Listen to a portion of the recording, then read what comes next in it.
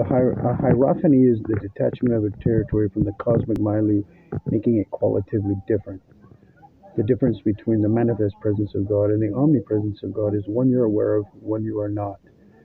As Edwards says, it is an emotionally violent experience, which is true.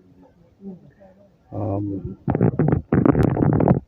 in the presence of the mysterium tremendum et fascinas, as Rudolf Otto calls it, the awesome, tremendous mystery that fascinates, you are both repelled and compelled at the same time.